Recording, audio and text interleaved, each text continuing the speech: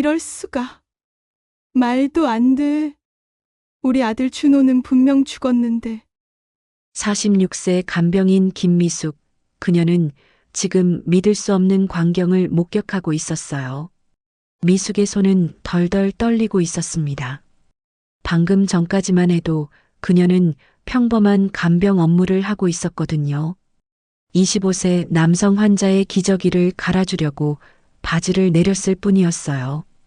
그런데 그 순간 환자의 오른쪽 엉덩이에서 뭔가를 발견한 겁니다. 반달 모양의 작은 붉은 반점이 선명하게 보였어요. 이게 어떻게... 미숙의 눈에서 뜨거운 눈물이 주르륵 흘러내렸습니다. 이 반점, 세상에 이런 우연이 있을 수 있을까요? 20년 전 그녀가 마지막으로 본 아들의 엉덩이에도 똑같은 반점이 있었거든요.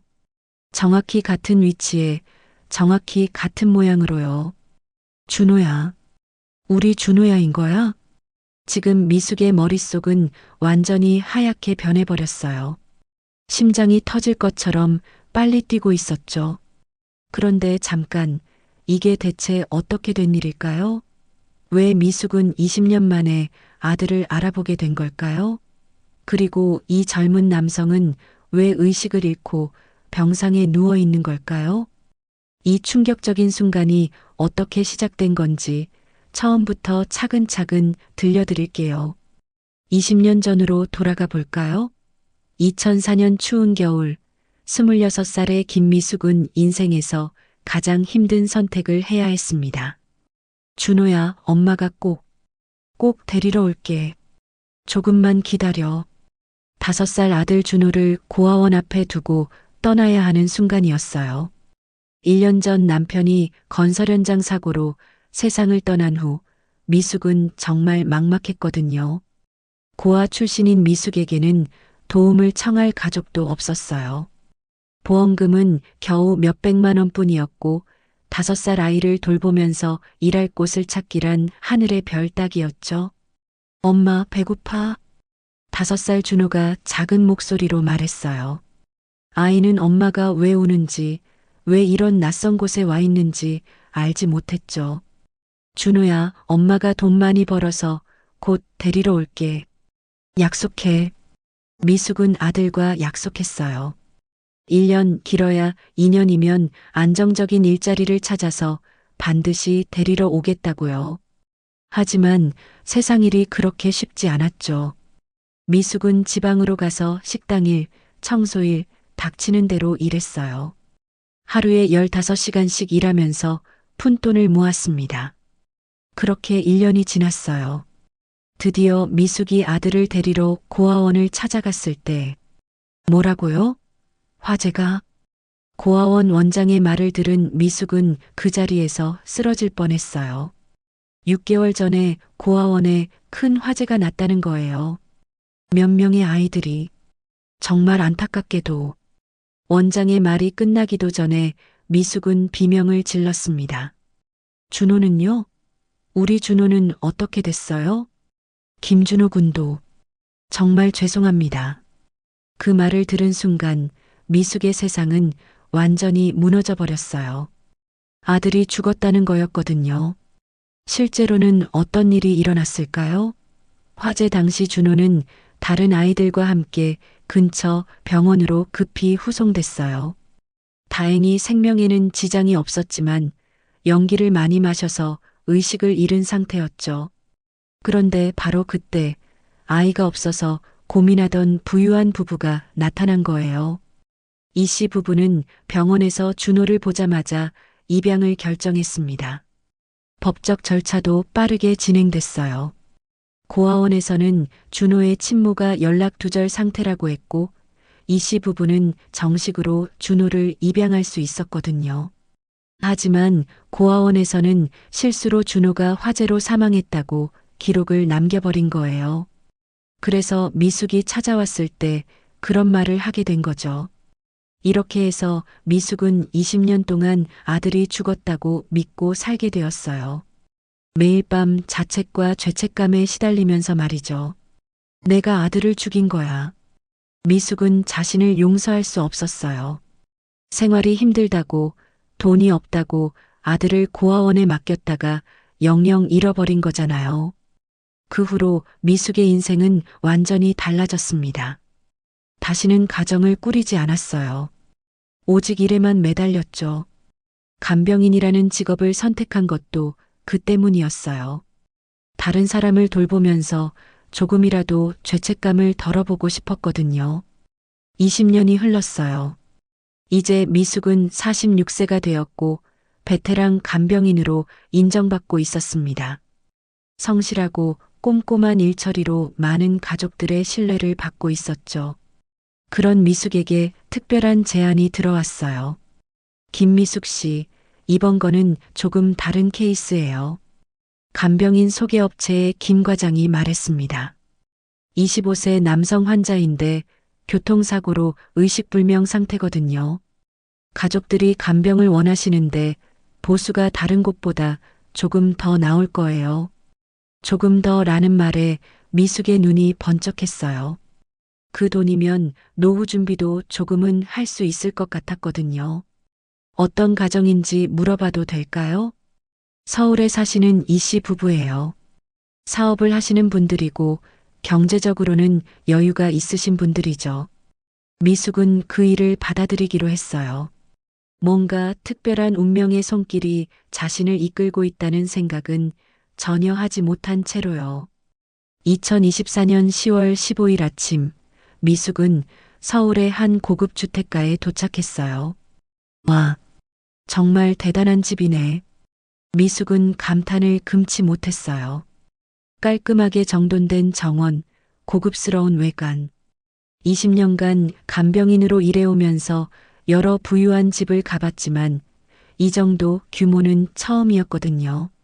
안녕하세요. 김미숙 씨죠? 저는 이 집 안주인 박순옥입니다. 네, 안녕하세요. 미숙이 정중히 인사하자 박순옥은 따뜻한 미소를 지었어요. 어서 들어오세요. 남편도 곧 올 거예요. 우리 아들 준호가 방에 있어요. 들어가서 소개시켜 드릴게요. 그런데 이상했어요. 아들 이름이 준호라니. 미숙의 가슴이 순간 철렁했습니다. 설마, 그냥 같은 이름일 뿐이겠지. 미숙은 자신을 달랬어요. 준호라는 이름이 그렇게 특별한 건 아니잖아요. 방 앞에서 박순옥이 멈춰 섰습니다. 여기가 준호 방이에요. 들어가 보실까요? 문이 열리자 넓은 침실이 나타났어요. 그리고 병상에는 한 젊은 남성이 누워 있었습니다. 우리 준호예요. 한 달 전에 교통사고를 당했거든요. 미숙이 침대에 가까이 다가갔어요. 25세 정도로 보이는 남성이 의식을 잃은 채 누워 있었습니다. 잘생긴 얼굴, 키도 꽤 커 보이고, 그런데 뭔가 이상했어요. 이 얼굴을 어디서 본 것 같은 느낌이 드는 거예요. 처음에는 의식이 있었는데 며칠 전부터 혼수 상태에 빠졌어요. 의사 선생님은 언제 깨어날지 모른다고 하시더라고요. 박순옥의 목소리에서 걱정이 묻어났어요. 하지만 미숙은 이상하게도 그 목소리가 잘 들리지 않았어요. 온 신경이 침대 위의 남성에게 집중되어 있었거든요. 왜 이럴까? 왜 자꾸 우리 준호가 생각나는 거지? 바로 그때 현관에서 남성의 목소리가 들려왔어요. 여보, 나왔어. 아, 남편이 왔네요. 잠깐만 기다리세요. 박순옥이 아래층으로 내려갔어요. 미숙은 잠시 환자와 단둘이 남게 되었습니다. 안녕하세요. 준호 씨. 미숙이 조심스럽게 말을 걸어봤어요. 물론 대답은 없었지만 뭔가 말을 하지 않으면 안 될 것 같았거든요. 저는 김미숙이라고 해요.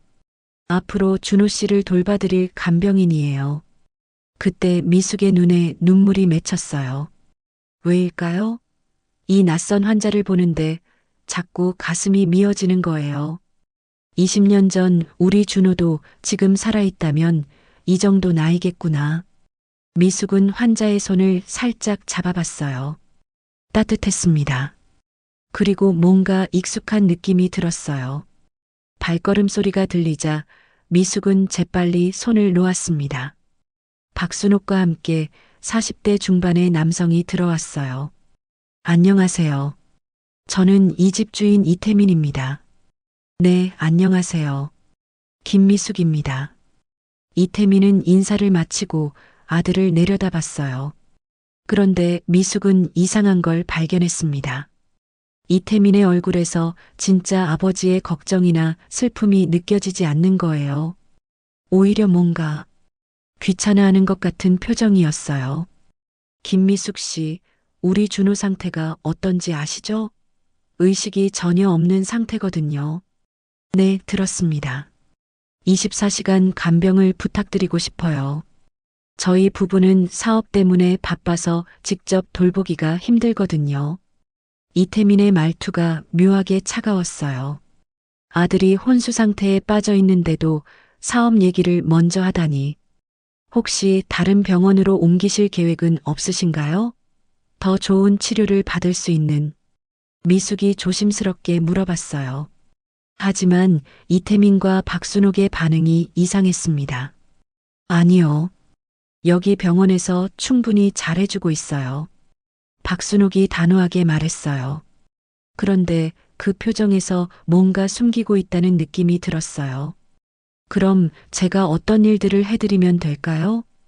기본적인 간병 업무요.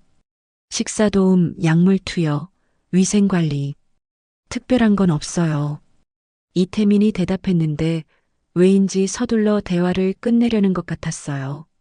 그럼 오늘부터 시작하시면 돼요. 준호방 옆에 간병인실도 마련해뒀으니까 편하게 지내세요. 박순옥이 미숙을 간병인실로 안내했어요. 작지만 깔끔한 방이었습니다. 뭔가 필요한 게 있으면 언제든 말씀하세요. 네, 감사합니다. 박순옥이 나간 후 미숙은 혼자 앉아서 생각에 잠겼어요. 뭔가 이상한 집이었습니다. 아들이 혼수 상태인데도 부모가 너무 담담한 것 같았어요. 물론 사람마다 슬픔을 표현하는 방식이 다르긴 하지만. 그리고 환자 준호. 자꾸 죽은 아들 생각이 나는 거예요. 그냥 내가 너무 예민한 건가?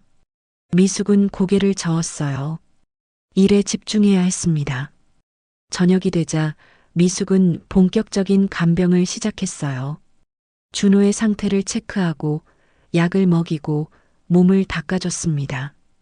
그런데 준호를 돌보면서 이상한 일들이 계속 일어났어요. 미숙이 옛날에 자주 불러주던 자장가를 무의식적으로 흥얼거렸을 때 준호의 눈가에서 눈물이 흘러나온 거예요. 이게 뭐지? 미숙이 깜짝 놀라서 눈물을 닦아줬어요. 의사들은 의식이 전혀 없다고 했는데. 그리고 미숙이 준호의 손을 잡고 있을 때 준호의 손가락이 살짝 움직이는 것 같았어요. 착각인가? 하지만 분명히 느껴졌어요. 뭔가 반응하고 있다는 것을. 밤이 깊어갔어요. 미숙은 준호 곁에서 밤샘 간병을 하며 계속 지켜봤습니다. 그런데 새벽 2시쯤 정말 놀라운 일이 일어났어요. 엄마. 준호가 작은 목소리로 중얼거린 거예요. 미숙은 벌떡 일어났어요. 착각인가 싶어서 귀를 가까이 댔습니다. 엄마, 엄마. 분명히 엄마라고 하고 있었어요. 의식을 잃은 상태에서 말이에요. 미숙의 가슴이 두근거리기 시작했어요. 왜 이 아이가 엄마를 찾고 있는 걸까요? 그리고 왜 미숙이 이렇게 마음이 아픈 걸까요? 그날 밤 미숙은 제대로 잠들 수 없었어요. 계속해서 준호의 얼굴을 들여다보며 이상한 확신이 들기 시작했습니다. 혹시 정말로. 하지만 그런 생각을 하는 자신이 미쳤다는 생각도 들었어요. 어떻게 그런 우연이 있을 수 있겠어요? 다음 날 아침 미숙은 평소보다 일찍 일어났어요. 밤새 제대로 잠들지 못했거든요. 준호가 엄마라고 중얼거렸던 그 순간이 계속 머릿속을 맴돌았습니다. 그냥 무의식 중에 하는 말이겠지. 모든 아이들이 아플 때 엄마를 찾잖아. 미숙은 자신을 달래려 했어요. 하지만 가슴 한편이 계속 불안했습니다. 준호의 아침 간병을 시작했어요. 체온을 재고 혈압을 체크하고 몸을 닦아주는 일상적인 업무들. 그런데 이상하게도 준호를 돌볼 때마다 손이 저절로 부드러워지는 거예요. 20년간 간병인으로 일하면서 늘 전문적이고 차분하게 일해왔는데 이번에는 뭔가 달랐어요. 마치 진짜 가족을 돌보는 것처럼. 미숙 씨 수고하시네요. 박순옥이 방에 들어왔어요. 손에는 커피 한 잔을 들고 있었습니다. 아, 감사합니다. 어젯밤엔 어떠셨어요? 처음이라 힘드셨죠? 박순옥의 물음에 미숙은 잠시 망설였어요. 준호가 엄마라고 중얼거렸던 일을 말해야 할까요? 네, 괜찮았어요. 그런데 혹시 준호 씨가 가끔 잠꼬대를 하나요? 잠꼬대요?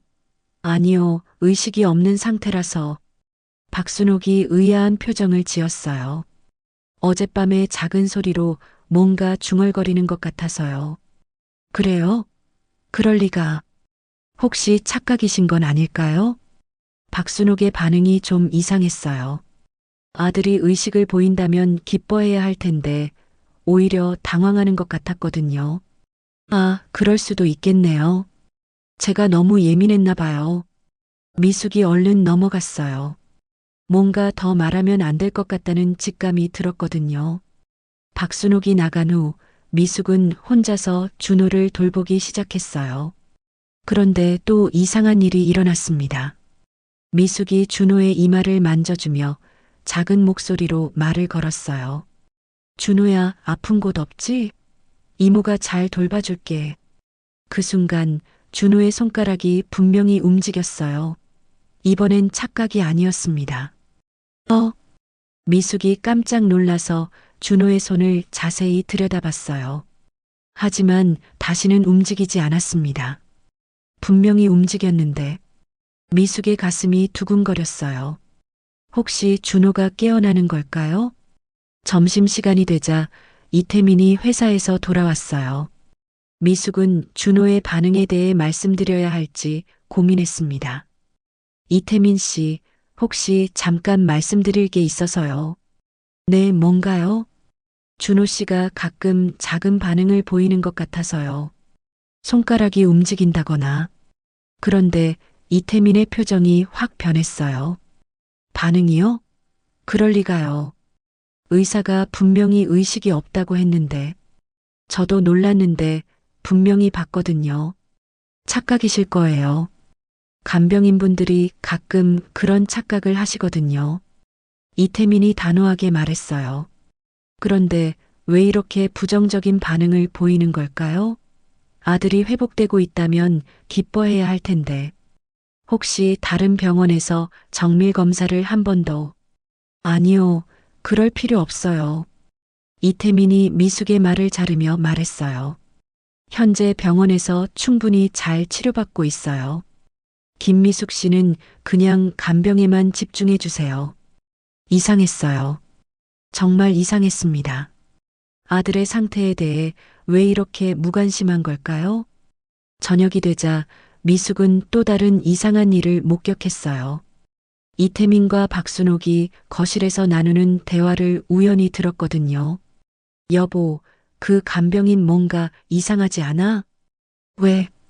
자꾸 준호가 반응한다고 하는데 혹시 뭔가 눈치챈 건 아닐까? 뭘 눈치채? 그러게. 그냥 조심스러워. 미숙은 숨을 죽이고 들었어요. 뭘 눈치채라는 걸까요? 무엇을 조심해야 한다는 걸까요? 그날 밤 미숙은 더욱 신경을 곤두세우고 준호를 돌봤어요. 그리고 정말 놀라운 순간을 다시 목격했습니다. 미숙이 20년 전 아들에게 불러주던 자장가를 작게 흥얼거렸을 때였어요. 자장자장 우리 아가 엄마 품에서 잠들어라. 그 순간 준호의 눈에서 눈물이 흘러나왔어요. 그것도 양쪽 눈에서 동시에. 준호야. 미숙이 깜짝 놀라서 눈물을 닦아줬어요. 이건 분명히 우연이 아니었습니다. 왜 이 노래에 반응하는 거지? 미숙의 머릿속에 스무해 전 기억이 떠올랐어요. 5살 준호가 잠들기 전에 항상 불러달라고 조르던 그 자장가. 엄마, 그 노래 불러줘. 자장자장 우리 아가? 응, 그거. 미숙은 온몸이 떨렸어요. 설마, 정말 설마. 다음 날 아침 미숙은 한 가지 실험을 해보기로 했어요. 20년 전 준호가 좋아했던 동요를 불러보는 거였습니다. 곰 3마리가 한 집에 있어. 아빠 곰, 엄마 곰, 애기 곰. 그 순간 준호의 입꼬리가 살짝 올라갔어요. 미소를 짓고 있는 거였습니다. 미숙은 그 자리에서 주저앉을 뻔했어요. 이건 우연이 아니었습니다. 절대로 우연일 수 없었어요. 혹시 정말로 우리 준호인 건 아닐까? 하지만 어떻게 그런 일이 가능할까요? 고아원에서 분명히 죽었다고 했는데. 미숙은 급히 핸드폰을 꺼내서 20년 전 고아원 화재 기사를 검색해 봤어요. 고아원 화재. 사상자 다수. 일부 아동 실종. 실종? 죽었다고 들었는데 실종이라고 되어 있었어요. 미숙의 손이 덜덜 떨렸어요. 실종이라는 건 시신을 찾지 못했다는 뜻일 수도 있잖아요. 그럼 혹시, 아니야, 이건 너무 터무니없는 상상이야. 하지만 마음 한편으로는 점점 확신이 서고 있었어요. 이 아이의 반응들, 자장가에 대한 기억, 동요에 대한 반응, 그리고 무엇보다 이 아이를 볼 때마다 느끼는 이상한 감정. 마치 진짜 내 아들을 보는 것 같은. 미숙 씨? 박순옥의 목소리에 미숙은 깜짝 놀라서 핸드폰을 숨겼어요. 아, 네. 뭐하고 계셨어요? 박순옥의 눈빛이 예리했어요. 뭔가 의심하고 있다는 느낌이 들었거든요. 아무것도, 그냥 준호 씨 상태를 확인하고 있었어요. 그래요? 준호가 좀 어때요? 별다른 변화는 없는 것 같아요. 미숙은 일부러 덤덤하게 대답했어요. 준호의 반응들을 말하면 안 될 것 같다는 직감이 들었거든요. 박순옥이 나간 후 미숙은 결심했어요. 좀 더 확실한 증거를 찾아야겠다고. 그런데 그 증거가 무엇인지, 어떻게 찾아야 하는지, 아직은 막막했습니다. 하지만 한 가지는 확신했어요. 이 집에는 뭔가 숨겨진 비밀이 있다는 것을. 3일째 되던 날 미숙에게는 일상적인 간병 업무가 기다리고 있었어요. 하지만 그녀의 마음은 전혀 평범하지 않았습니다. 어제까지의 이상한 일들 때문에 밤새 잠을 제대로 이루지 못했거든요. 오늘은 기저귀를 갈아줘야겠네. 미숙이 준호의 상태를 살펴봤어요. 의식 없는 환자들에게는 일상적인 일이었죠. 하지만 이상하게도 오늘은 손이 떨렸습니다. 왜 이렇게 긴장되지? 미숙은 천천히 준호의 바지를 내리기 시작했어요. 전문 간병인으로서 수천 번도 더 해봤던 일인데 오늘은 왜 이렇게 조심스러울까요? 그런데 바로 그 순간이었어요. 준호의 오른쪽 엉덩이에서 뭔가가 보였습니다. 작은 반점이었어요. 반달 모양의 붉은 반점. 미숙의 손이 완전히 멈췄어요. 심장이 쿵쾅쿵쾅 뛰기 시작했습니다. 이 반점, 이 정확한 모양과 위치, 20년 전 자신의 아들 엉덩이에 있던 그 반점과 완전히 똑같았어요. 이게 어떻게. 미숙의 눈에서 뜨거운 눈물이 흘러내렸습니다. 이건 우연일 수 없었어요. 세상에 이런 우연이 어떻게 있을 수 있겠어요? 반달 모양 반점은 정말 특별한 거였거든요. 미숙의 아들은 태어날 때부터 그 반점이 있었어요. 의사가 말하길 1000명 중 1명 정도나 가지는 특별한 모반이라고 했었죠. 준호야. 우리 준호인 거야? 미숙이 떨리는 손으로 반점을 조심스럽게 만져봤어요. 크기도 똑같고 색깔도 똑같았습니다. 그 순간 20년 전 기억들이 홍수처럼 밀려왔어요. 목욕시킬 때마다 보던 그 반점. 엄마, 이거 왜 생긴 거야? 아, 이건 하늘에서 준호한테 준 특별한 선물이야. 준호만 가지고 있는 거야. 정말? 그럼 우리 준호는 특별한 아이니까. 미숙은 그 자리에서 주저앉았어요. 다리에 힘이 완전히 빠져버렸거든요. 정말로, 정말로 우리 준호야. 하지만 동시에 혼란스러웠어요. 어떻게 이런 일이 가능한 걸까요? 고아원에서는 분명히 죽었다고 했는데. 미숙 씨? 박순옥의 목소리가 문 앞에서 들렸어요. 미숙은 깜짝 놀라서 급히 준호의 바지를 올려줬어요. 손이 너무 떨려서 제대로 되지 않았지만 어떻게든 정리했습니다. 네, 들어오세요. 박순옥이 들어왔을 때 미숙은 간신히 평정을 유지하고 있었어요. 하지만 얼굴이 하얗게 질려 있었죠. 어머, 얼굴이 안 좋아 보이시는데 괜찮으세요? 아, 네. 조금 어지러워서요. 많이 힘드시죠? 처음 며칠은 다들 그러세요. 박순옥이 관심을 보였지만 미숙은 제대로 대답할 수가 없었어요. 머릿속이 완전히 하얗게 변해버렸거든요. 그럼 잠깐 쉬시고 점심 식사 준비하시면 돼요. 박순옥이 나간 후 미숙은 혼자서 심호흡을 했어요. 진정해야 했습니다. 일단 차근차근 생각해보자. 미숙은 머릿속을 정리하기 시작했어요. 첫째, 준호의 나이가 정확히 25세. 자신의 아들이 살아있다면 지금 이 나이죠. 둘째, 이름이 똑같이 준호. 셋째, 20년 전 자장가와 동요에 대한 반응. 넷째, 그리고 결정적으로 엉덩이의 반달 모양 반점. 이 모든 게 우연일 수는 없어. 하지만 그렇다면 어떻게 된 일일까요? 고아원에서는 왜 죽었다고 한 걸까요? 미숙은 다시 핸드폰으로 20년 전 신문 기사들을 찾아봤어요. 이번에는 더 자세히 읽어봤습니다. 화재 당시 30명의 아동 중 3명 사망, 5명 중상, 2명 실종. 실종된 아이들이 2명이었어요. 그리고 그 중 1명이 김준호로 기록되어 있었습니다. 실종이라고 되어 있잖아. 왜 고아원에서는 죽었다고 했지? 미숙은 더 찾아봤어요. 그리고 충격적인 기사를 발견했습니다. 실종 아동 2명, 병원에서 치료 후 입양 절차 진행. 병원에서 치료 후 입양이라고 되어 있었어요. 미숙의 손이 떨렸어요. 그럼 준호가 입양된 거였구나. 그런데 왜 고아원에서는 죽었다고 했을까요? 아마도 서류상 실수나 오해가 있었던 것 같았어요. 화재 현장이 너무 혼란스러웠고 아이들이 여러 병원으로 흩어져서 정확한 파악이 어려웠을 거예요. 그럼 정말로 우리 준호가 살아있었던 거구나. 미숙은 눈물을 흘렸어요.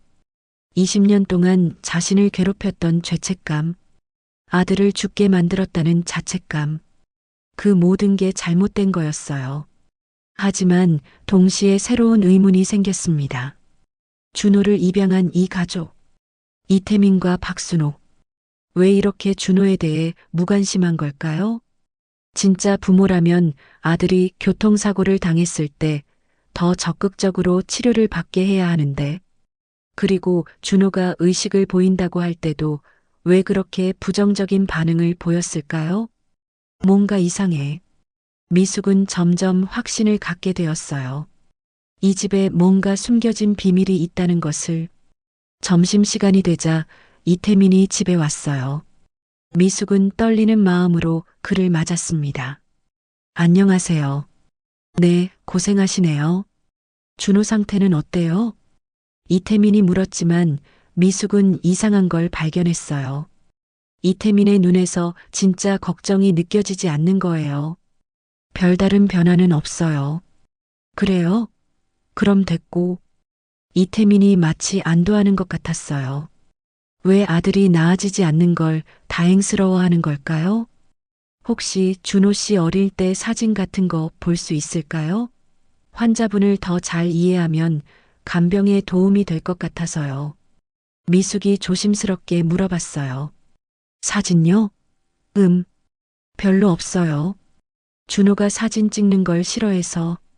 이태민의 대답이 어색했어요. 아들 사진이 없다니. 그런 부모가 어디 있어요? 간병인분이 그런 건 알 필요 없어요. 그냥 맡겨진 일만 하시면 돼요. 이태민의 말투가 확실히 변했어요. 뭔가 감추고 있다는 느낌이 강하게 들었습니다. 그날 저녁 미숙은 더욱 조심스럽게 준호를 돌봤어요. 이제 확신했거든요. 이 아이가 자신의 아들이라는 것을. 준호야. 미숙이 작은 목소리로 불러봤어요. 엄마야. 엄마가 여기 있어. 그 순간 준호의 손가락이 움직였어요. 그리고 눈꺼풀이 살짝 떨렸습니다. 준호야, 엄마 목소리 들려? 준호의 입술이 살짝 움직였어요. 뭔가 말하려는 것 같았어요. 미숙은 귀를 가까이 댔습니다. 엄마. 희미하지만 분명히 들렸어요. 그래, 엄마야. 엄마가 꼭 너를 구해낼게. 미숙은 눈물을 흘리며 아들의 손을 꽉 잡았어요. 20년 만에 다시 만난 아들. 절대 또 잃어버릴 수는 없었습니다. 하지만 어떻게 해야 할까요? 이태민과 박순옥은 법적으로 준호의 부모예요. 그리고 뭔가 숨기고 있는 것 같고, 일단 더 조사해 봐야겠어. 미숙은 결심했어요. 진실을 밝혀내겠다고.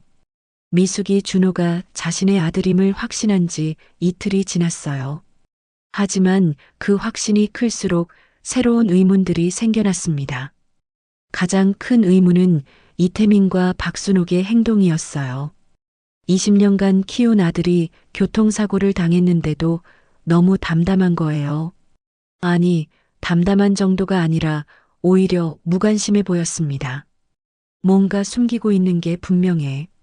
미숙은 틈틈이 이 집을 관찰하기 시작했어요. 그리고 점점 이상한 점들을 발견했습니다. 첫째, 집안에 준호의 어린 시절 사진이 전혀 없었어요. 20년간 키운 아들인데 사진 한 장이 없다는 게 말이 되나요?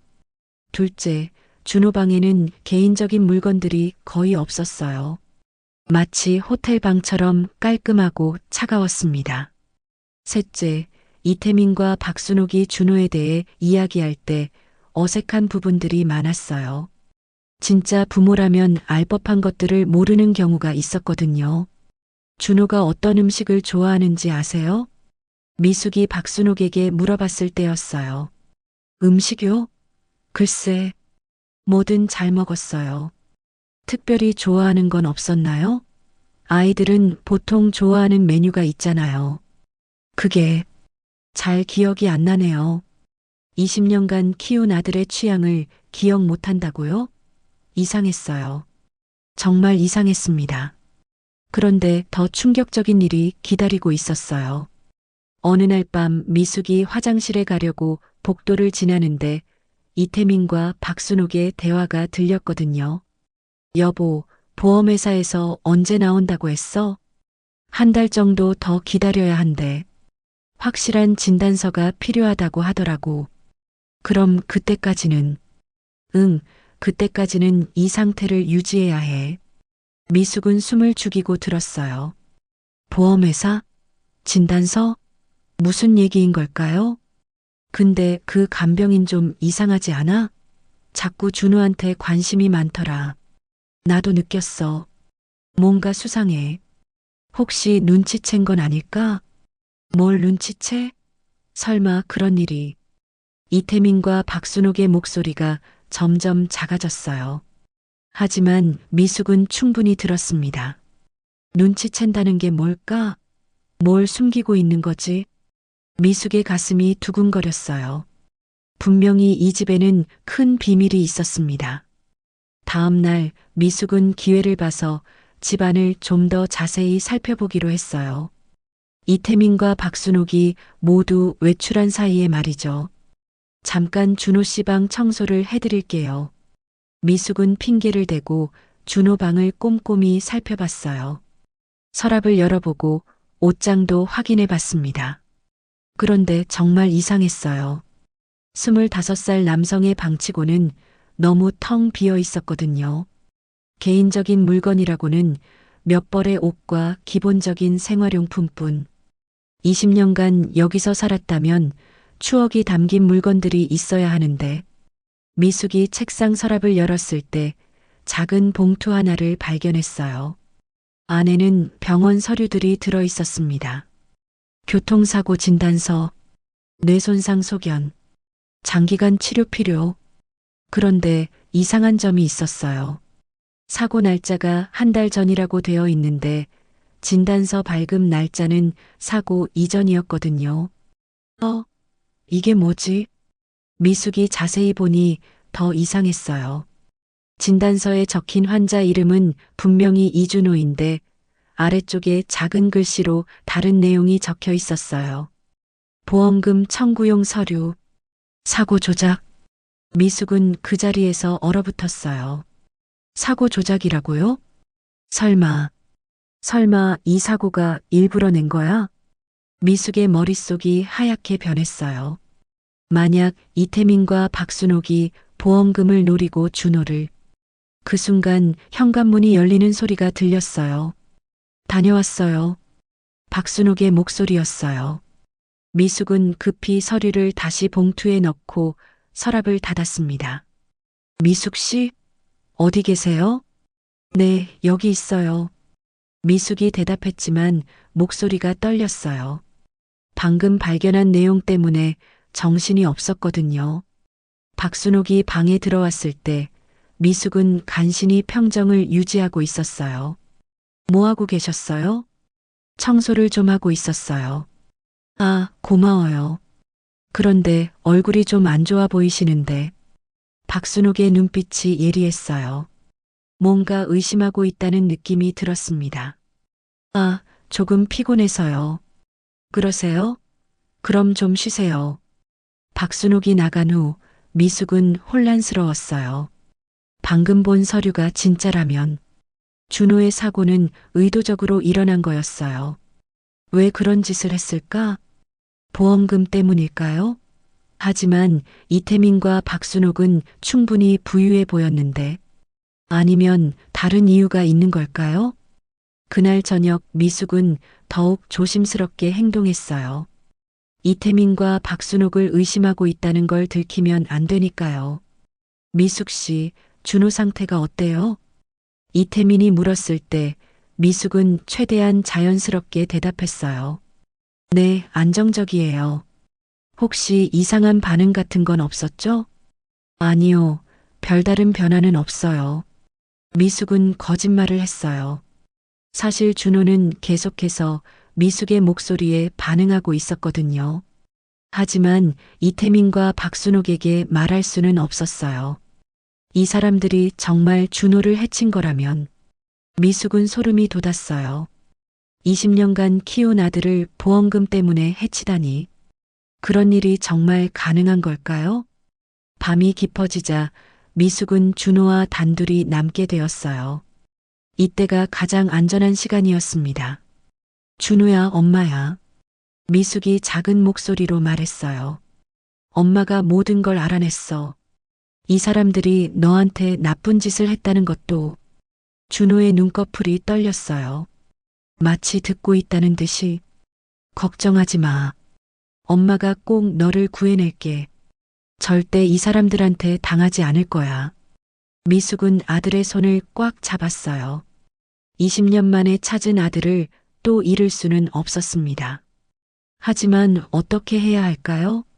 경찰에 신고해야 할까요? 하지만 확실한 증거가 있어야 하는데. 그리고 무엇보다 준호의 안전이 걱정되었어요. 만약 이태민과 박순옥이 자신의 계획이 들통났다는 걸 알면 더 확실한 증거를 찾아야 해. 미숙은 결심했어요. 위험하더라도 진실을 밝혀내야 한다고. 다음 날부터 미숙은 더욱 신중하게 행동하기 시작했어요. 이태민과 박순옥의 대화를 몰래 녹음하고 의심스러운 서류들을 사진으로 찍어두었습니다. 그리고 점점 더 충격적인 사실들을 발견하게 되었어요. 미숙이 충격적인 서류를 발견한 지 사흘이 지났어요. 하지만 그 하나만으로는 충분하지 않았습니다. 더 확실한 증거가 필요했어요. 준호야, 엄마가 꼭 진실을 밝혀낼게. 미숙이 조용히 속삭이자 준호의 손가락이 살짝 움직였어요. 이제 확실했습니다. 준호는 분명히 의식이 있었어요. 그런데 왜 이태민과 박순옥은 준호가 의식불명이라고 주장하는 걸까요? 그리고 왜 다른 병원으로 옮기는 것을 그렇게 거부하는 걸까요? 미숙 씨, 오늘 약간 일찍 퇴근해도 될 것 같아요. 박순옥이 방에 들어왔어요. 평소보다 표정이 어두워 보였습니다. 네, 무슨 일이 있으신가요? 남편이랑 중요한 얘기가 있어서요. 저녁에 병원에서 준호 상태 점검도 받아야 하고 미숙은 기회라고 생각했어요. 이들이 없는 동안 더 많은 단서를 찾을 수 있을 거예요. 알겠습니다. 그럼 내일 아침에 올게요. 네, 그렇게 해주세요. 박순옥이 나간 후 미숙은 잠시 기다렸어요. 정말로 집을 떠났는지 확인하기 위해서였죠. 1시간 후 집안이 완전히 조용해지자 미숙은 본격적인 탐색을 시작했어요. 먼저 이태민의 서재로 갔습니다. 책상 위에는 여러 서류들이 놓여 있었어요. 보험 서류, 병원 기록. 미숙이 한 파일을 열었을 때 놀라운 내용을 발견했어요. 생명보험금 10억, 장애보험금 5억, 준호에게 무려 15억 원의 보험이 걸려 있었던 거예요. 그것도 사고 한 달 전에 가입한. 이게 뭐야? 미숙은 더 자세히 살펴봤어요. 보험 약관을 보니 더욱 충격적이었습니다. 의식불명 6개월 지속 시 보험금 지급. 아, 그래서 준호를 의식불명 상태로 만들어 놓은 거구나. 6개월만 버티면 15억을 받을 수 있으니까요. 미숙은 핸드폰으로 이 서류들을 몰래 촬영했어요. 하지만 더 중요한 건 준호의 진짜 상태를 확인하는 거였습니다. 다시 준호 방으로 돌아간 미숙은 더 적극적으로 실험해 보기로 했어요. 준호야, 엄마 목소리 들려? 미숙이 조금 더 큰 소리로 말하자 준호의 눈꺼풀이 떨렸어요. 준호야, 만약 내 말이 들린다면 손가락을 움직여봐. 놀랍게도 준호의 오른손 검지가 살짝 움직였어요. 세상에. 미숙은 눈물이 날 것 같았어요. 준호는 분명히 의식이 있었어요. 그럼 왜 다른 사람들 앞에서는 반응하지 않는 걸까요? 준호야, 혹시 그 사람들이 무서워? 이번에는 준호의 눈에서 눈물이 흘러나왔어요. 그래, 엄마가 알겠어. 무서우니까 모른 척 하고 있는 거구나. 미숙은 아들의 똑똑함에 감탄했어요. 5살 때도 영리했던 준호가 지금도 상황을 파악하고 있었던 거예요. 걱정하지 마. 엄마가 꼭 너를 구해낼게. 그때 현관에서 소리가 났어요. 이태민과 박순옥이 돌아온 거였습니다. 미숙 씨, 아직 계세요? 박순옥의 목소리가 들렸어요. 아, 네. 준호 씨 상태를 확인하고 있었어요. 미숙이 급히 대답했어요. 박순옥이 방에 들어왔을 때 미숙은 자연스럽게 준호의 체온을 재고 있었어요. 어때요? 안정적이에요. 그래요? 병원에서도 별다른 변화 없다고 하더라고요. 박순옥이 말했지만 미숙은 이상한 걸 느꼈어요. 박순옥의 눈빛이 뭔가 의심스러워 보였거든요. 미숙 씨, 혹시 준호한테 말을 많이 거시나요? 네. 무슨 말씀이세요? 간병하시면서 환자분한테 말을 걸거나. 아, 네. 조금씩은 하죠. 의식 없는 환자분들도 목소리를 들으면 도움이 된다고 하더라고요. 미숙이 최대한 자연스럽게 대답했어요. 그래요? 어떤 말씀들을 하시는데요? 박순옥의 질문이 점점 구체적이 되고 있었어요. 그냥 일상적인 얘기들이요. 오늘 날씨라든지 음식 얘기라든지 다른 건 없으세요? 예를 들어 옛날 얘기라든지. 미숙의 가슴이 철렁했어요. 혹시 들킨 건 아닐까요? 옛날 얘기요? 아니요. 특별히 그런 건. 그래요? 그럼 됐어요. 박순옥이 나갔지만 미숙은 불안했어요. 뭔가 의심받고 있다는 느낌이 들었거든요. 그날 밤 미숙이 간병인실에서 잠들려고 할 때 이상한 소리가 들렸어요. 이태민과 박순옥이 거실에서 나누는 대화였습니다. 여보, 그 간병인 뭔가 이상해. 왜? 오늘 우리가 외출한 사이에 뭔가 했을 것 같아. 돌아왔을 때 분위기가 달랐어. 미숙은 숨을 죽이고 들었어요. 설마 뭔가 눈치챈 건 아닐까?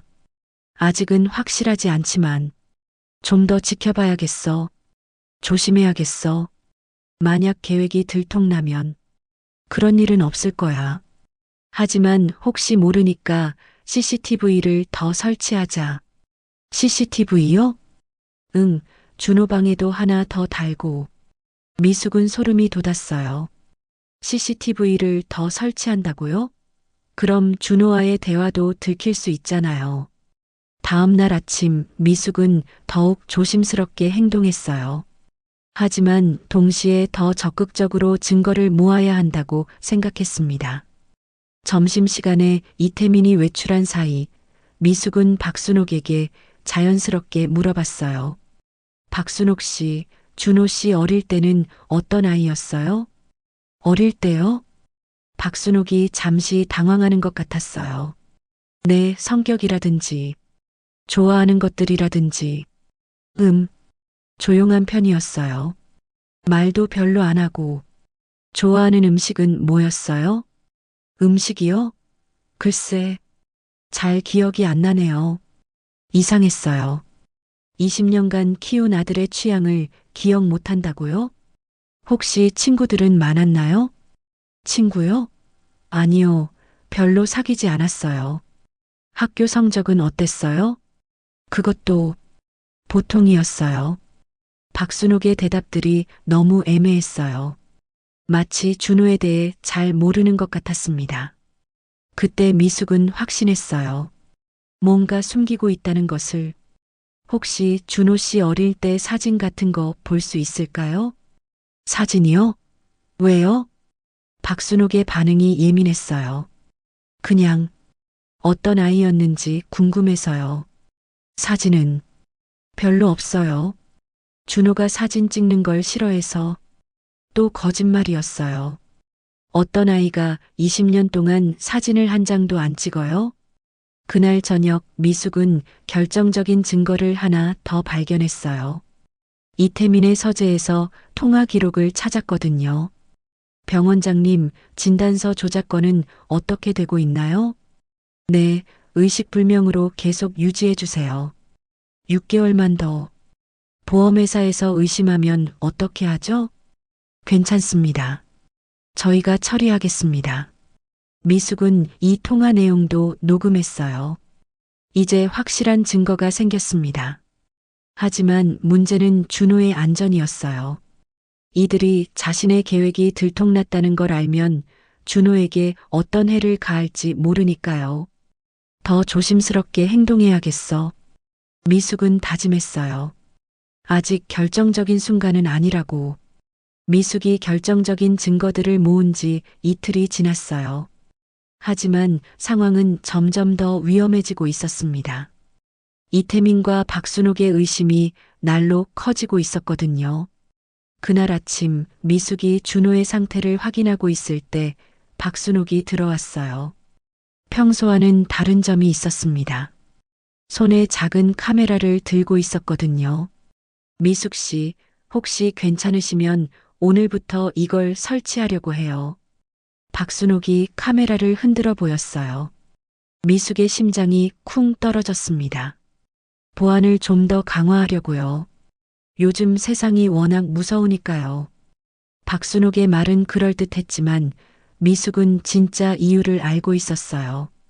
자신을 감시하려는 거였습니다. 미숙은 최대한 자연스럽게 대답했어요. 하지만 속으로는 급한 마음이 들었습니다. 이제 준호와 자유롭게 대화할 수 없게 되는 거잖아요. 카메라가 설치된 후 미숙은 더욱 조심스럽게 행동해야 했어요. 하지만 포기할 수는 없었습니다. 다른 방법을 찾아야 했어요. 점심시간 이태민이 돌아왔을 때 미숙은 이상한 광경을 목격했어요.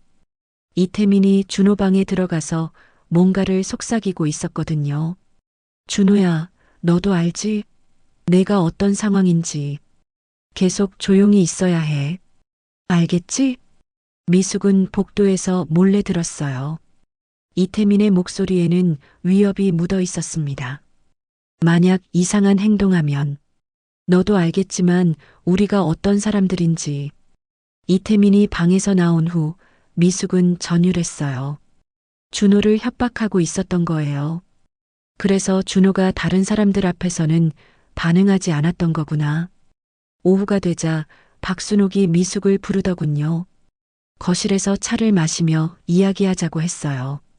미숙 씨, 간병일이 많이 힘드시죠? 박순옥이 차를 따라주며 말했어요. 하지만 그 눈빛이 예사롭지 않았습니다. 미숙은 차를 받아들며 조심스럽게 대답했어요. 박순옥의 진짜 의도가 뭔지 궁금했거든요. 사실 미숙 씨한테 부탁이 있어요. 박순옥이 본론을 꺼냈어요. 준호 상태가 좀 심각해 보이는데 혹시 다른 간병인으로 바꾸는 게 어떨까 해서요. 미숙의 가슴이 철렁했어요. 해고하려는 거였습니다. 제가 뭔가 잘못했나요? 미숙이 떨리는 목소리로 물었어요. 아니요, 그런 게 아니라 준호한테 좀 더 전문적인 케어가 필요할 것 같아서요.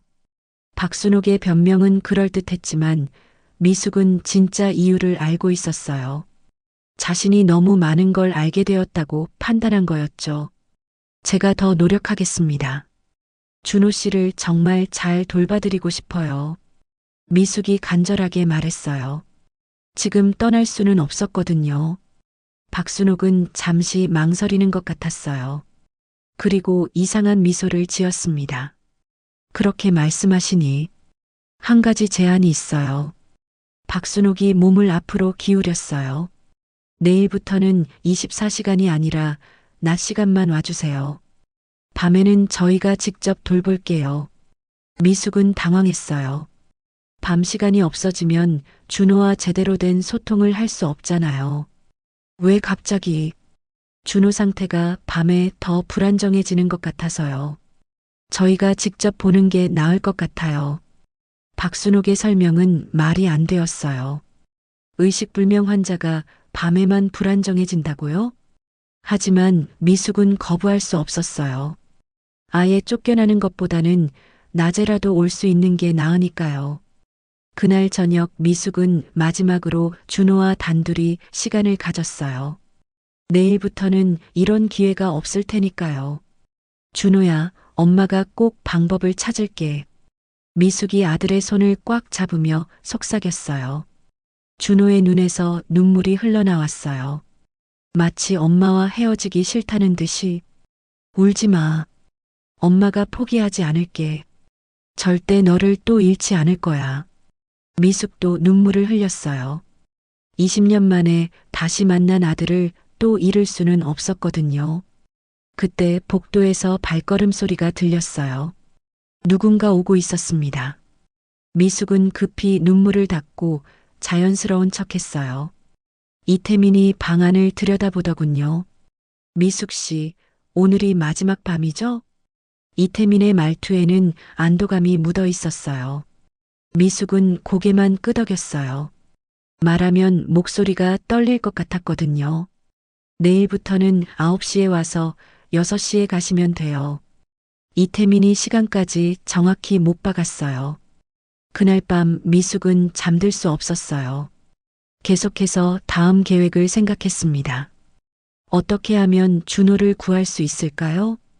경찰에 신고하는 것도 생각해봤지만 확실한 증거가 더 필요했어요. 그리고 무엇보다 준호의 안전이 걱정되었습니다. 다음 날 아침 미숙은 9시 정각에 집에 도착했어요. 박순옥이 문을 열어줬는데 표정이 어두워 보였습니다. 어젯밤에 준호 상태가 안 좋았어요. 박순옥이 한숨을 쉬며 말했어요. 미숙은 깜짝 놀라서 준호 방으로 뛰어갔어요. 준호가 평소보다 창백해 보였거든요. 뭔 짓을 한 거야? 미숙은 분노가 치밀어 올랐어요. 하지만 티를 낼 수는 없었습니다. 준호의 손을 살짝 잡아봤어요. 다행히 따뜻했고 맥박도 정상이었습니다. 하지만 뭔가 약물을 투여한 것 같았어요. 어떤 약을 드렸어요? 미숙이 조심스럽게 물었어요. 의사가 처방해준 진정제요. 밤에 너무 불안해하는 것 같아서. 박순옥의 대답을 들으며 미숙은 확신했어요. 준호를 의도적으로 의식불명 상태로 유지하고 있다는 것을. 그날 하루 종일 미숙은 준호를 세심하게 관찰했어요. 오후가 되자 조금씩 의식이 돌아오는 것 같았습니다. 5시가 되자 박순옥이 미숙에게 퇴근하라고 했어요. 아직 1시간이 남았는데도 말이에요. 내일도 9시에 와주세요. 박순옥이 말했지만 미숙은 이상한 느낌이 들었어요. 뭔가 중요한 일이 있는 것 같았거든요. 집으로 가는 길에 미숙은 결심했어요. 오늘 밤에 몰래 돌아가 보기로 한 거예요. 밤 10시 미숙은 조용히 집 주변을 살폈어요. 이태민과 박순옥이 뭘 하고 있는지 확인하려고 했습니다. 그런데 정말 충격적인 장면을 목격했어요. 밤 10시 미숙은 조용히 집 뒷담 너머로 몸을 숨겼어요. 어둠 속에서 집 안을 들여다보려고 했습니다. 과연 이태민과 박순옥이 뭘 하고 있을까요? 거실 창문으로 희미한 불빛이 새어나오고 있었어요. 미숙은 조심스럽게 다가가서 틈 사이로 안을 들여다봤습니다. 그런데 정말 믿을 수 없는 광경이 펼쳐져 있었어요. 이태민과 박순옥이 테이블에 앉아서 돈을 세고 있었거든요. 그것도 엄청난 양의 현금을. 테이블 위에는 수억 원으로 보이는 돈다발들이 가득 쌓여 있었어요. 이번 달까지만 더 버티면 돼. 이태민이 돈을 세면서 말했어요. 보험회사에서 의심하지 않을까? 박순옥이 걱정스러운 목소리로 물었어요. 괜찮아. 병원장이 완벽하게 처리해줬어. 진단서도 다 조작했고. 미숙은 온몸이 떨렸어요. 정말로 병원과 공모해서 준호를 속이고 있었던 거예요. 하지만 더 충격적인 건 이제부터였어요. 그런데 그 간병인 때문에 좀 귀찮아졌네. 이태민이 짜증스럽게 말했어요. 너무 많이 알게 된 것 같아. 어떻게 할까? 박순옥도 고민스러운 표정을 지었어요. 일단 며칠 더 지켜보자. 만약 정말 위험해지면. 이태민이 말을 멈췄어요. 하지만 그 뒤에 오는 말을 미숙은 상상할 수 있었습니다. 미숙의 가슴이 두근거렸어요. 자신이 위험한 상황에 놓인 거였어요. 그때 박순옥이 갑자기 일어나더니 2층으로 올라갔어요. 준호 방으로 가는 것 같았습니다. 미숙은 급히 집 옆쪽으로 이동해서 준호 방 창문 아래로 갔어요. 다행히 1층이라 창문이 낮은 곳에 있었거든요. 창문 틈으로 소리가 들렸어요. 준호야, 잠깐 일어나. 박순옥이 준호를 깨우고 있었어요. 그럼 준호가 정말 의식이 있다는 거잖아요. 약 먹을 시간이야. 박순옥이 작은 병에서 뭔가를 꺼내더니 준호의 입에 넣어줬어요. 이걸 먹어야 계속 잠들어 있을 수 있어. 알겠지? 미숙은 소름이 돋았어요. 준호를 의도적으로 의식불명 상태로 만들고 있었던 거예요. 준호가 고개를 살짝 끄덕이는 게 보였어요. 얼마나 무서웠을까요? 20년간 키워준 부모가 자신을 이렇게 대한다니. 박순옥이 방에서 나간 후 미숙은 더 이상 참을 수 없었어요. 지금 당장 준호를 구해야 했습니다. 하지만 어떻게 할까요? 혼자서는 역부족이었어요. 경찰을 불러야 했습니다. 미숙은 조용히 집에서 떨어진 곳으로 가서 112에 전화를 걸었어요. 신고할 게 있어요. 보험 사기와 감금, 그리고 약물 투여. 미숙이 떨리는 목소리로 신고했어요. 지금 당장 와주세요. 피해자가 위험해요. 경찰에게 주소를 알려주고 상황을 설명했어요. 20분 후에 온다고 했습니다. 하지만 20분이 너무 길게 느껴졌어요. 그 사이에 준호에게 무슨 일이 일어날지 모르니까요. 미숙은 다시 집 근처로 돌아가서 상황을 지켜봤어요.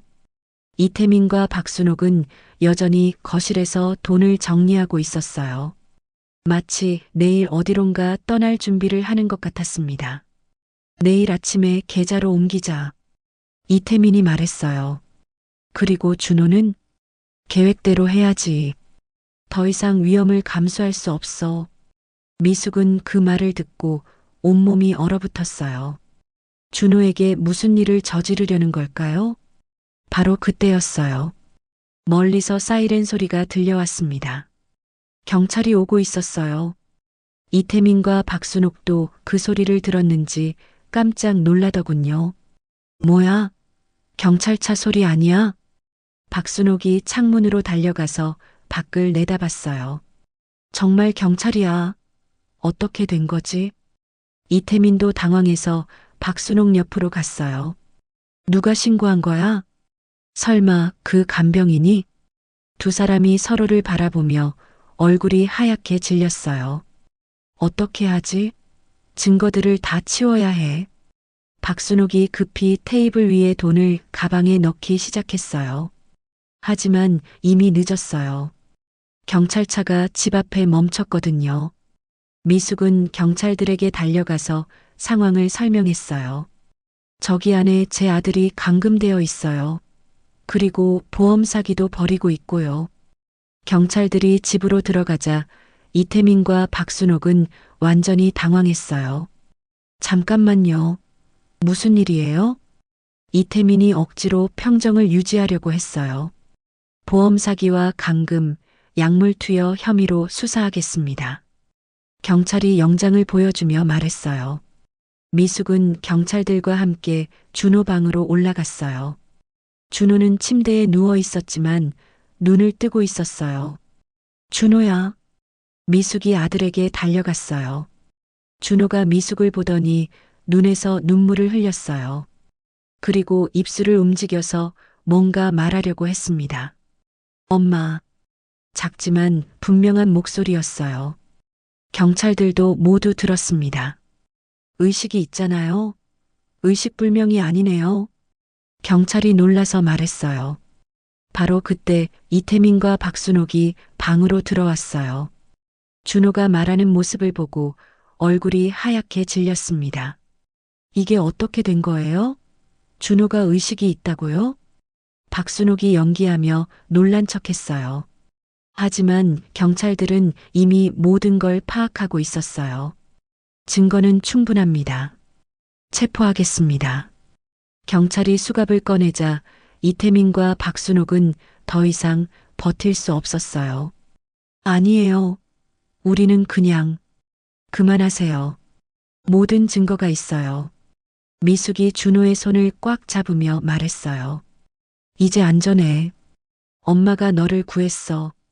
준호가 고개를 끄덕이며 미소를 지었어요. 20년 만에 진짜 웃음이었습니다. 이태민과 박순옥이 수갑을 찬 채로 끌려나가는 모습을 보며 미숙은 안도했어요. 드디어 악몽이 끝난 거였어요. 하지만 이제 시작이었어요. 준호와 함께 새로운 삶을 시작해야 했거든요. 이태민과 박순옥이 체포된 지 사흘이 지났어요. 준호는 즉시 제대로 된 병원으로 옮겨져서 정밀 검사를 받았습니다. 의사들은 모두 놀라워했어요. 정말 다행입니다. 뇌에는 아무런 손상이 없어요. 담당 의사가 미숙에게 설명했어요. 그동안 투여된 약물 때문에 의식이 흐릿했던 거예요. 며칠만 지나면 완전히 회복될 겁니다. 미숙은 눈물을 흘렸어요. 정말 다행이었거든요. 만약 조금이라도 늦었다면 준호에게 돌이킬 수 없는 일이 일어났을지도 모르니까요. 준호는 하루가 지날수록 놀라운 회복세를 보였어요. 처음에는 몇 마디 말하는 것도 힘들어했지만 점점 더 많은 이야기를 할 수 있게 되었습니다. 엄마, 정말 엄마가 맞아요? 준호가 미숙의 손을 잡으며 물었어요. 목소리는 여전히 약했지만 눈빛만큼은 또렷했습니다. 그럼 엄마야. 20년 만에 다시 만났구나. 미숙이 아들의 이마를 쓰다듬어 주었어요. 저는 엄마를 기억해요. 어렴풋하지만 준호가 천천히 말했어요.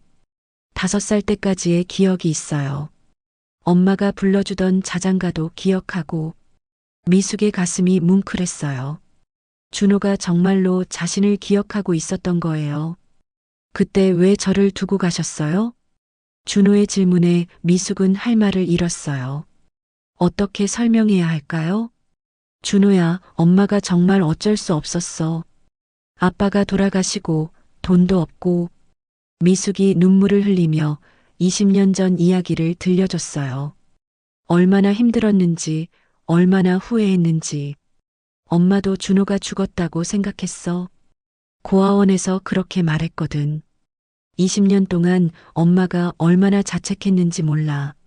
준호가 엄마의 손을 꽉 잡았어요. 이제 괜찮아요. 다시 만났잖아요.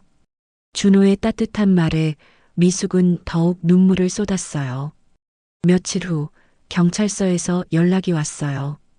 이태민과 박순옥의 범죄가 모두 밝혀졌다는 소식이었습니다.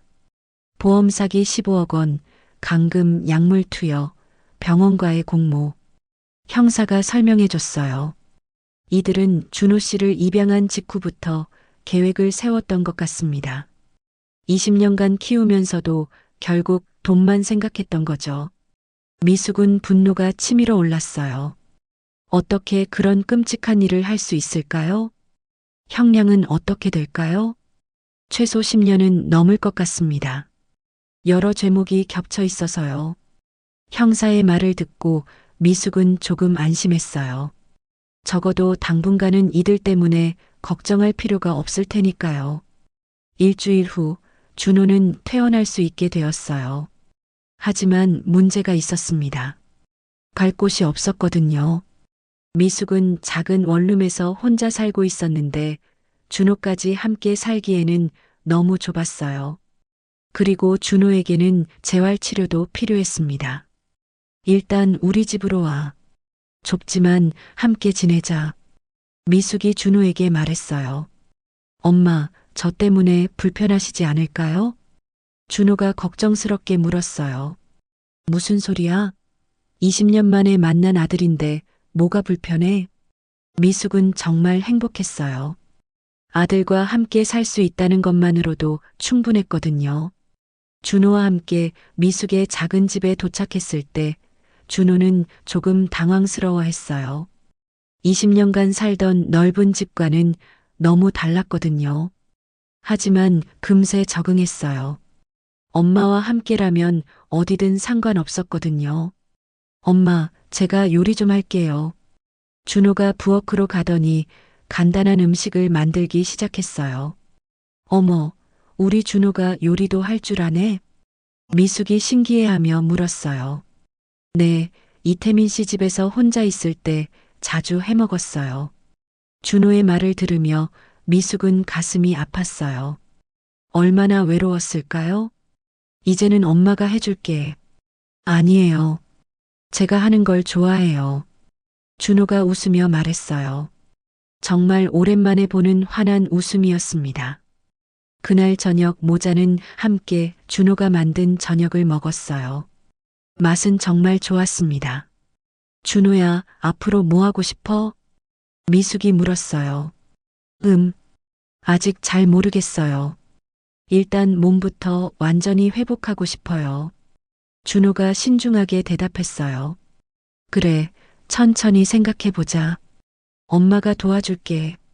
미숙은 아들이 어떤 선택을 하든 지지해주고 싶었어요. 며칠 후 준호는 재활치료를 시작했어요. 오랫동안 누워 있었던 탓에 몸이 많이 약해져 있었거든요. 화이팅!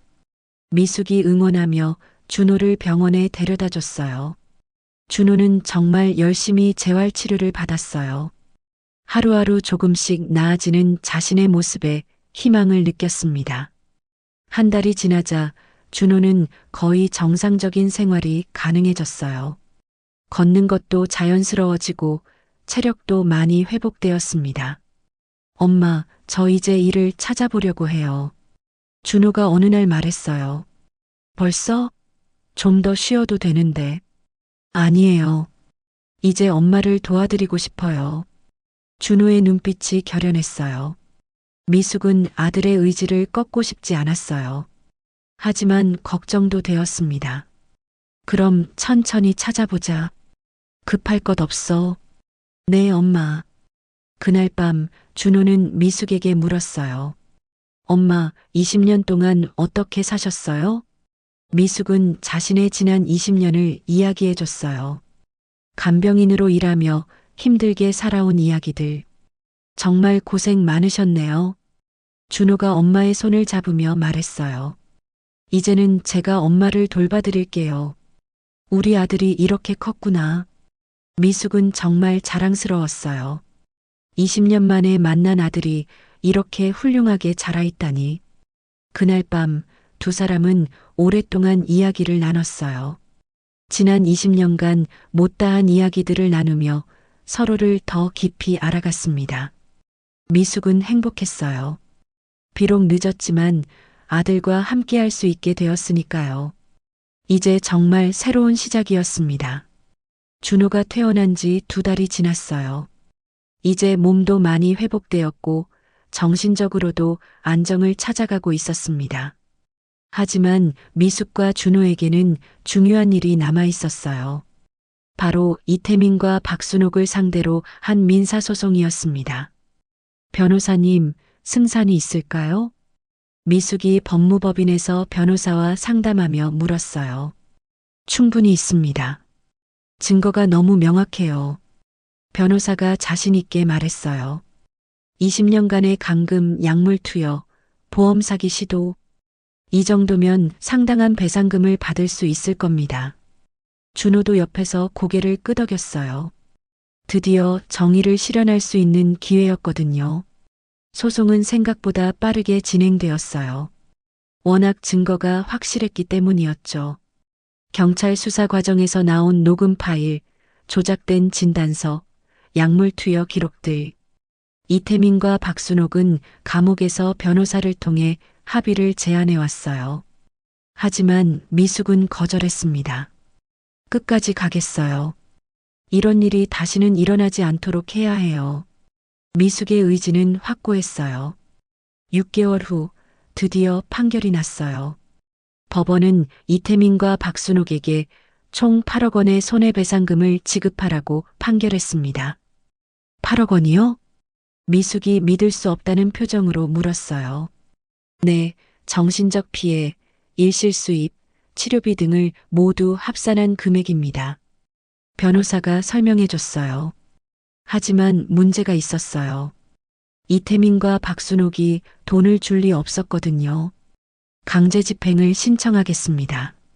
변호사가 말했어요. 이들의 모든 재산을 압류해서 경매로 처분할 겁니다. 강제 집행이 시작되자 이태민과 박순옥의 재산들이 하나씩 압류되었어요. 먼저 그 고급 주택이 압류되었습니다. 이 집이 시세로 대략 15억 정도 될 것 같아요. 경매 담당자가 설명해 줬어요.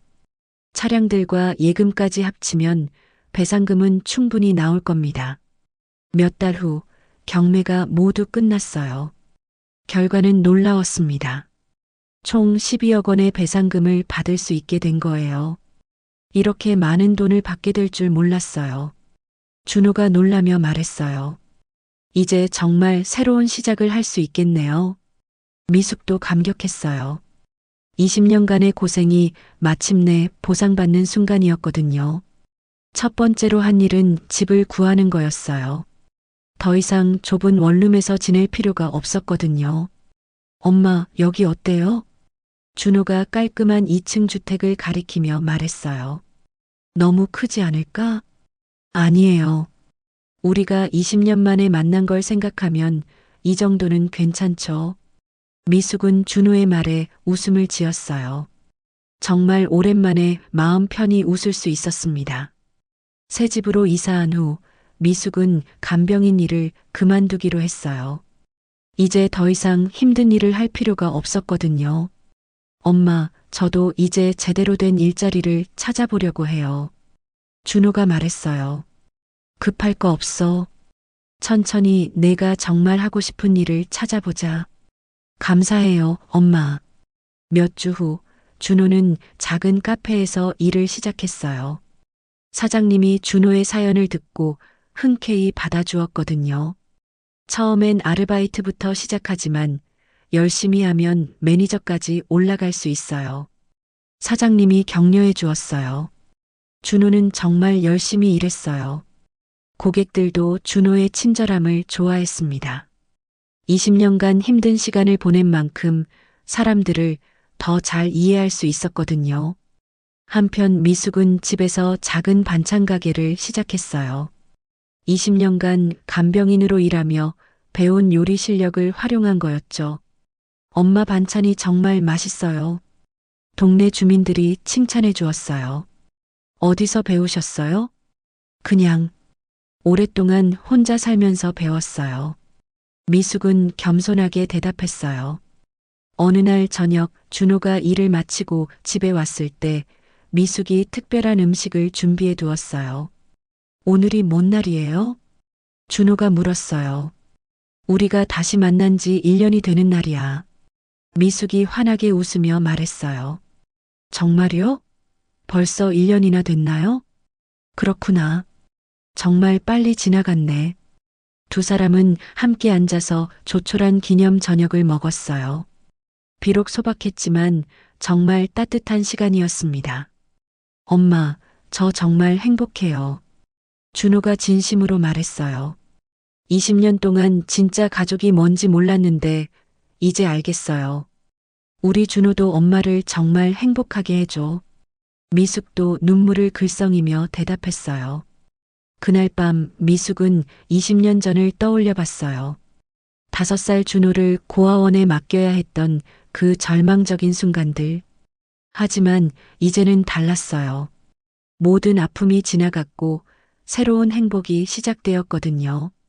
정말 기적 같은 일이야. 미숙이 혼자 중얼거렸어요. 다음 날 아침 준호가 출근 준비를 하며 말했어요. 엄마, 제가 매니저 승진 얘기가 나오고 있어요. 정말? 우리 아들이 벌써? 네, 사장님이 제 일하는 모습을 보고 인정해 주시나 봐요. 미숙은 정말 자랑스러웠어요. 아들이 이렇게 열심히 살아가는 모습을 보니 가슴이 뿌듯했거든요. 몇 달 후 준호는 정말로 매니저로 승진했어요. 그리고 미숙의 반찬 가게도 입소문이 나서 손님들이 늘어났습니다. 엄마, 이제 정말 안정된 것 같아요. 준호가 말했어요. 그러게. 20년 만에 이런 평범한 행복을 누리게 되다니. 미숙도 감회가 새로웠어요. 어느 주말 두 사람은 함께 공원을 산책했어요. 따뜻한 봄 햇살이 내리쬐고 있었습니다. 엄마, 저 어릴 때도 이렇게 산책했었나요? 준호가 물었어요. 그럼 자주 했지. 내가 5살 때까지는. 미숙이 그때의 기억들을 떠올리며 말했어요. 이제 다시 할 수 있어서 정말 좋아요. 준호가 엄마의 팔짱을 끼며 말했어요. 공원 벤치에 앉아서 두 사람은 미래에 대해 이야기했어요. 준호야, 혹시 결혼 생각은 없어? 미숙이 조심스럽게 물었어요. 아직은 엄마랑 더 많은 시간을 보내고 싶어요. 준호가 웃으며 대답했어요. 20년을 놓쳤으니까 그만큼 더 함께 있어야죠. 미숙의 눈에 눈물이 맺혔어요. 아들의 마음이 너무 고마웠거든요. 해가 저물어갈 무렵 두 사람은 집으로 돌아왔어요. 작지만 따뜻한 그들만의 보금자리로. 엄마, 저녁은 제가 할게요. 고마워, 우리 아들. 주방에서 요리하는 준호를 바라보며 미숙은 정말 행복했어요. 이런 평범한 일상이 얼마나 소중한지 이제야 알겠더군요. 그날 저녁 함께 저녁을 먹으며 미숙이 말했어요. 준호야, 엄마가 평생 후회했던 일이 결국 우리를 다시 만나게 해줬구나. 운명인가 봐요. 준호가 대답했어요. 이제 앞으로는 행복한 일만 있을 거야. 네, 엄마. 우리 함께 만들어가요. 창밖으로는 별들이 반짝이고 있었어요. 미숙과 준호의 새로운 삶도 그 별들처럼 빛나고 있었습니다. 20년간의 긴 헤어짐이 끝나고 진짜 가족으로서의 행복한 나날들이 시작된 거예요. 오늘 이야기 어떠셨나요? 지금 이 순간 어디에서 어떤 일을 하시면서 듣고 계시는지 꼭 댓글로 적어주세요. 여러분의 이야기도 듣고 싶어요. 그리고 이야기가 마음에 드셨다면 구독과 좋아요 부탁드려요. 여러분의 가정에 항상 행복이 가득하시길 바라며 시청해 주셔서 감사합니다.